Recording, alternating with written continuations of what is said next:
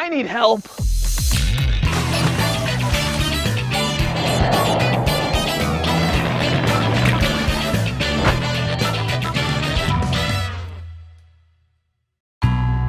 In the third episode from Sacramento, California, we will learn about the lives of the people during the gold rush.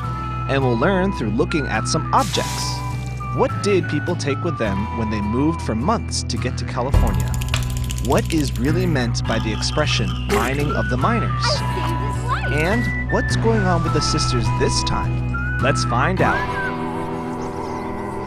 Any idea where Kevin is? No idea. He's probably looking for gold or in a fight somewhere.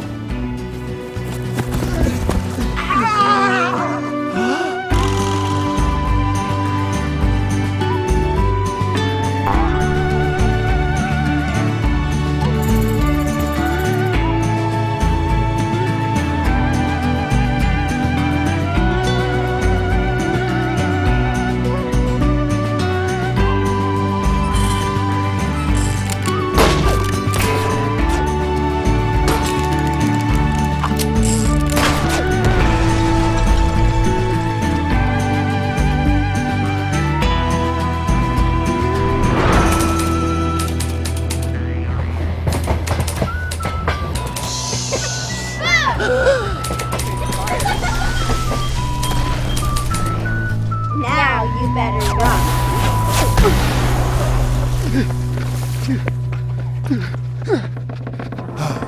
Today, we are at Sutter's Fort to meet Phil. He's an expert on the lives of the immigrants that came to California to search for gold during the gold rush. When people came to California, they were exhausted after a 4-month journey across the continent. First, Phil showed me a fancy bed. He told me that this was a really nice thing to sleep on after months of traveling on foot. Very simple bed. I feel like if I'm here for a purpose, I have a goal, right? I want to find this gold. I'm probably not going to stay here very long. Then he showed me a super cool thing. An immigrant wagon. You know, we see wagons such as a covered wagon, and we think from old Western movies and things that people rode in the wagons, but they actually walked alongside them. So you are walking to California. There's rocks in the way. When you cross the Rocky Mountains and the Sierra Nevada, you may be going 5, 4, or as few as 3 miles a day. Some cases you have to drop trees to make trails to make a route wide enough. Sometimes snow has begun to fall in the Sierra Nevadas. And you're going through thunderstorms and really hot days and times when there's no water and times when your cattle are sick or dying. The piece of rag here, can you figure out what it is? With a known circumference, if you count the number of times that rag passes one point, you know how far you've gone for your day. That's an odometer. Oh. How would they end up using it to measure? Somebody would have to count how many times that went around. Oh my gosh.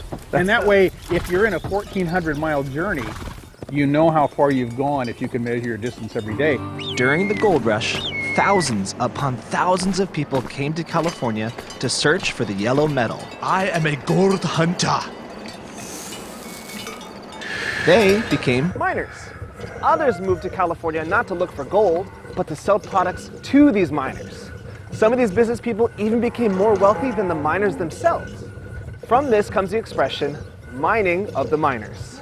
Hey, Kevin, your break's over. Yeah. I'm here. I'm going. Hurry up. Go faster. Go. Just think about all the food needed to feed the miners. I mean, that's a business idea right there. The miners would definitely want to eat bread, right? So this flour mill here would be perfect for starting a successful business. You're not on a break anymore. Perfect. That is, if I could just get a horse to drag this millstone. Why are you going so slow? Work faster.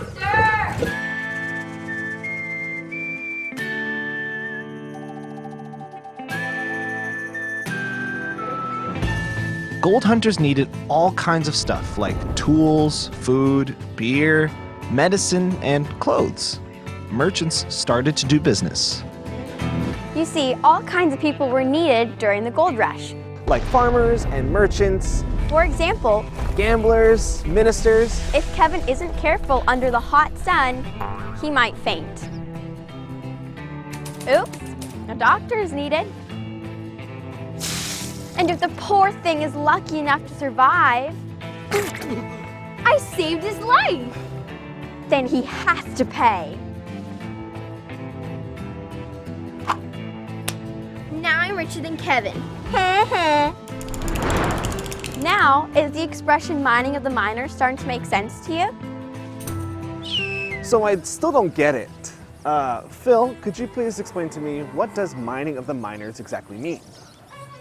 Well, Kevin, in its simplest terms, mining of the miners probably refers to gambling. I mean, why spend your entire day out sluicing sand and gravel in a cold stream when you can pull out a deck of cards and some chips and extract gold from the miners' pockets?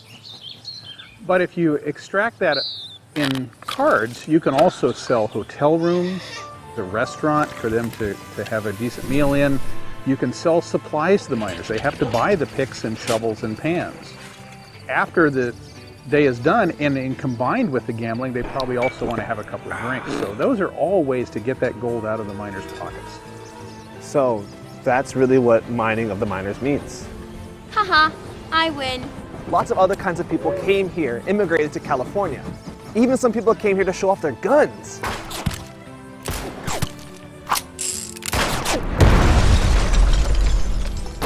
With weapons around, Sacramento wasn't always the safest place on earth.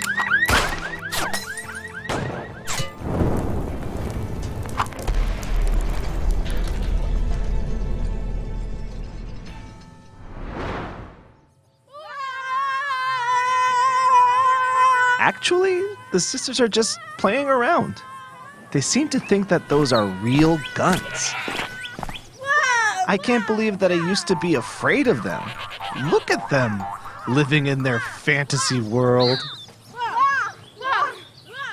Well, I guess I'll just continue interviewing Phil on my own then. We'll open it up here. And so in the back of the wagon, in this part that you would get into every day, you would have things that you'd need. Again, this is like full like a moving van. You don't sleep in it. So you sleep on the ground, and sometimes you have a tent and sometimes you don't. So you have your bedding, you have some clothes, so you'd have things to cook on, like this frying pan. Oh, wow. And need a source for light in the darkness. So this is actually a candle holder, and I like this one because it's kind of ingenious. You can pull this up and put the candle in the holder, lower it down, close the cover. There's a vent to let the heat out, and this is a wind-resistant candle, so it won't blow out every time there's a little breeze. And you can carry it around camp to kind of find your way around. Smart. Everyone needs a weapon. Does this look like anything familiar to you, Kevin? Kind of. What do you think it is? Looks like a jack. It is. It's exactly that. So when the axle breaks, you jack it up, and you can repair a wheel, you can replace a tire, you can repair spokes and things like that. So this is what kids may do for fun?